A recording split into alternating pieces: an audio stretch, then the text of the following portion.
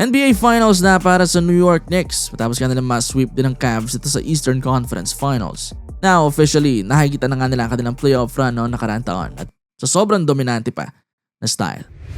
Dalawang sunod na sweep nga ang ginawa natin Knicks para mag-qualify sa NBA Finals. Una kontra Philadelphia 76ers na tumalo sa 2024 champs at number 2 rin sa East na Boston Celtics. Tapos ngayon nga ito namang number 4 Cleveland Cavaliers na nagpabagsak naman sa Detroit Pistons, the best team, number 1 team sa kanilang conference. Matibay sa East, no? Pero itong Knicks nga ang siyang naghari ngayon taon.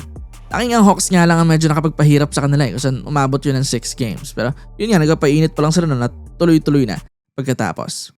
Insane nga na meron silang napakainit na 11-game winning streak ngayon at sa playoffs pa nila ginagawa ito. Also massive na improvement ng kanilang squad ngayon kumpara ng nakaraan taon. Biggest upgrade siguro sa kanila ngayon ay ito ang si Mike Brown, ang head coach na pumalit kay Tibbs noong off-season. Nakarating naman sila ng East Finals last year pero kita rin na mayroon pang iaangat ang laro nila. At kay Mike Brown sa kanyang better na system, better na rotation, na-unleash pa nga ang potential ng team. Yung core naman nila, yun pa rin Jalen Brunson, Karl-Anthony Towns, Mikal Bridges, Josh Hart at OG Anunoby. Bench lang nila yung medyo naiba but ilan pa rin natira ron ay sina McBride at Robinson na consistent pa rin nakakakuha ng minuto. Yung difference lang talaga ngayon ay yung way kung paano gamitin ni Mike Brown yung pieces niya. Masasabing way better kumpara kay Thibs. Well yes, hindi pa rin naman masasabing failure yung kay Tom Thibodeau. Nadala pa rin sila natin sa conference finals, nakapagbigay ng identity na tough at defensive-minded na team ang Knicks at tinuring din na seryosong playoff contender. Pero ito nga lang si Mike Brown, naiangat pa sila sa higher na level. Compared kay Tibbs, hindi na sila ngayon sobrang umaasa lang sa kanilang starters. Na dati, kailangan lumaro ng patayan nila Brunson. Umabot pa nga ng 40 minutes na playing time every game. Siyempre mas prone ka sa injuries at yung fatigue na rin na madadala mo sa next game. Pero now nga, mas spread na yung minutes at lumitaw rin sa kanilang production as doble ang inangat ng kanilang bench points compared last season. Napakalaking improvement yan. Mula ikalawa sa kulelat nun, umangat sila sa gitna. Wala pa natili pa rin number 1 sila sa scoring ng kanilang starters. Dati kung starter ka rito, lalawit talaga ang dila mo. Pero ngayon nga tama na lang, di na sila ganun kapagod sa mga laro. Especially sina Mikal at OG na halos 40 minutes nga ang in-average last year. Well, malaking bagay din na meron silang mga reliable na bench guys sina McBride, Shamet, JC, Robinson, Alvarado, Kolek at iba pa.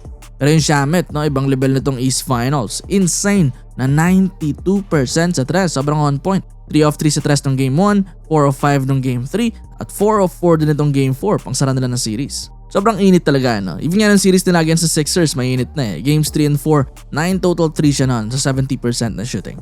Gandang buno talaga off the bench na tas may depensa pa. Kaya nga hirap din makakuha ng minuto si Clarkson sa ganda na nilalaro nito ni Shamet sa magkabilang dulo.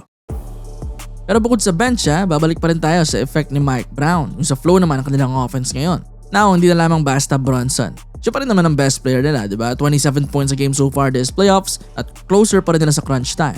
Pero this time nga lang hindi na sila sobrang umaasa sa kanya ngayon sa kung ano makikreate niya offensively. Lalo si Karl-Anthony Towns, nagiging playmaking big na rin dito. Hindi nyo alam, ang laki ng inangat ng assist niya this postseason. Sa lesser na minutes pa yan compared last year. Mas nagagamit na yung vision at IQ niya rito at pagbasa sa development ng mga plays, paghanap ng mga cutters, shooters o kung ano man. Kudos kay Towns sa pag-evolve ng kanyang laro this playoffs at sa sistema na rin ni Mike Brown ang pag-involve sa kanya. Pinakamataas in a game ni Towns kada round, 7 assists against the Cavs, 10 assists kontra Philly at 2 10 assist game naman kontra Hawks. Lupit talaga, kasabay pa yan ng efficient na scoring niya sa team. Shot almost 60% sa field at 49% sa tres. Grabe. Bukod pa sa dalawa, yung mga two-way na wings din nila, sina OG, Mikal at Hart. Mga solid din to this playoffs. Si OG tumatao na sa bigs ng kalaban, umi-score pa. Sa katunayan siya nga ang second leading scorer nila ngayon with 20 a game.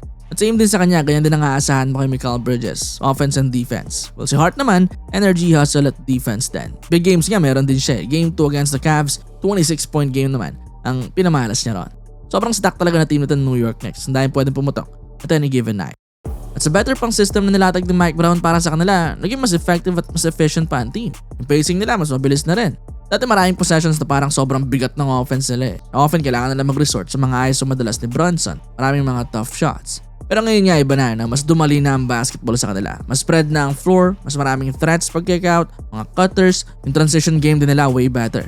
Mas madalas na nga sila ngayon dumali gamit ang kanilang early offense. Sa katunayan, number 1 din sila sa buong playoffs pagdating sa fast break points. At sa mas unpredictable nilang offense with Brunson, triple threat ni Cat, makakalat na wings, mga shooters off the bench pa nakakapag-produce nga sila ng overwhelming na opensa. As we speak nga, number 1 na sila at naungusan ng Thunder at Spurs bilang best scoring team this playoffs. Yung mga big runs din nila, no? Insane panoorin. Lalo yung comeback nila against the Cavs ng Game 1. Yung nagabol sila ng 22-point deficit ng 4th quarter. Tapos itong Game 4 din, no? May ganun na naman, halin tulad nun. 22-0 run. Sa kanilang better na offense na ngayon at na-retain pang malakas sa defense from last year, sobrang hirap na talagang talunan itong much improved na Knicks. Kahit itanong pa natin yan, no, sa Sixers at Cavs na kahit isa ay hindi nakapanalo. Now ayan, pasok na nga sa NBA Finals tong New York Knicks at sila ang hinirang na East Champions. Kagulo ngayon doon sa lugar nila. Pero yun nga, may bigger pang series na naghihintay sa kanila dahil number 1 at number 2 ng West yung naglalaban doon sa kabila. Either Oklahoma City Thunder o San Antonio Spurs ang makakaharap nila doon sa NBA Finals.